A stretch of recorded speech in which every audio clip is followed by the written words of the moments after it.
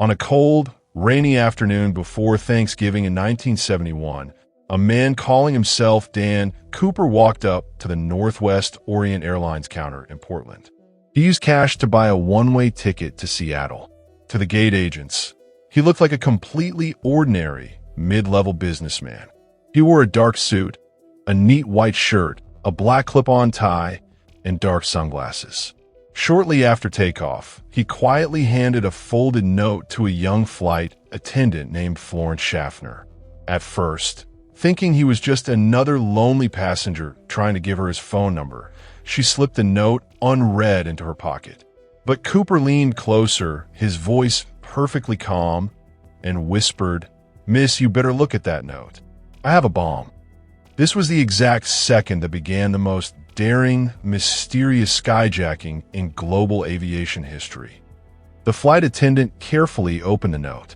It was written in neat, all-capital letters, demanding $200,000 in negotiable $20 bills for commercial parachutes and a fuel truck waiting in Seattle. To prove he wasn't bluffing, Cooper cracked open his briefcase just enough for her to see the contents. Inside were 6 red cylinders connected by thick red wires and a large cylindrical battery. Schaffner rushed to the cockpit to inform the pilots. The FBI was immediately notified, and the plane circled Seattle for nearly 2 hours while federal agents scrambled to gather the exact cash from local banks and find professional parachutes. Throughout the entire intense ordeal, Cooper remained completely calm, polite, and completely at ease. He ordered a bourbon and water, paid his bill in cash, and even insisted on leaving a tip for the crew. He wasn't a panic criminal.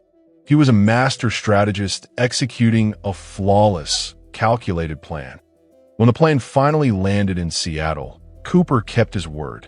He traded the 36 civilian passengers for the canvas bag of cash and the 4 parachutes.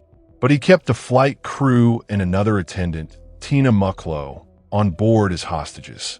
Cooper then ordered the pilot to fly toward Reno, Nevada, giving highly specific technical instructions that shocked the flight crew. He demanded the plane fly below 10,000 feet at the absolute slowest speed possible before stalling, and with the landing gear fully deployed. He also demanded the cabin remain unpressurized. Cooper knew the engineering limits of a Boeing 727 perfectly. He knew that this specific aircraft was the only commercial jet that could fly safely with its rear aft stairs lowered in mid-flight. He was creating the perfect escape route, and the FBI could only watch from the ground. Somewhere over the rugged, dense forests of southwestern Washington state, in the middle of a blinding rainstorm and absolute pitch darkness, Cooper did the unthinkable. At approximately 8:13 p.m., the pilots felt a sudden upward bump in the tail section of the aircraft. Cooper had walked down the lowered aft stairs, strapped 2 of the parachutes to his body, secured the canvas bag of money around his waist, and jumped straight out into the freezing night sky. The outside temperature was well below zero. The wind was howling at over 100 miles per hour, and the terrain below was full of jagged mountains and thick pine trees. The FBI immediately launched the largest search operation in American history, codenamed Norjack. Agents, soldiers, and tracking dogs combed the wilderness for months. They found absolutely nothing. No body, no torn parachute fabric, and no trace of the man. For 9 long years, the case remained completely cold until 1980. A young boy digging in the wet sand along the Columbia Riverbank near Vancouver made a shocking discovery. He uncovered 3 rotting, degraded packets of the exact $20 bills Cooper had stolen, totaling nearly $6,000. The serial numbers matched the FBI list perfectly. The discovery sparked intense scientific research. Analysts examined the diatoms and microorganisms trapped on the bills, trying to determine if the money had washed down from the mountains or been buried shortly after the jump. But the science only created more contradictions. If Cooper died during the jump, why was only a tiny fraction of the money found in one single spot, while the remaining $194,000 completely vanished from the earth. Some experts believe Cooper deliberately buried a small amount to mislead the FBI, while he successfully walked away with the rest.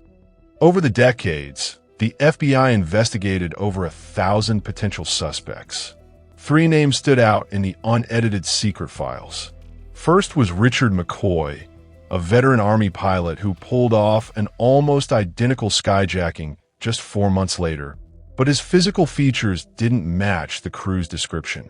Second was Sheridan Peterson, a highly experienced military paratrooper who worked for Boeing and had a known passion for skydiving.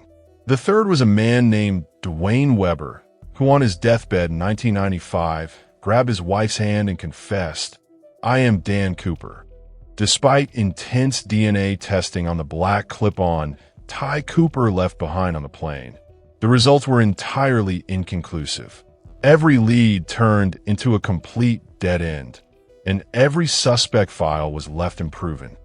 In 2016, after 45 years of exhaustive investigations, the FBI officially suspended the active D.B. Cooper case. He remains the only skyjacker in global history to completely beat the federal system and vanish without a single trace. Whether he perished in the cold wilderness that night or lived a long, comfortable life under a hidden identity, D.B. Cooper carved his name deep into modern folklore. Thank you for watching this full, true crime documentary. If you love raw history and deep, unedited mysteries, make sure to hit that subscribe button. Leave a comment with the word Sky below to show you made it to the very end of the file, and I will see you in the next investigation. Stay safe out there.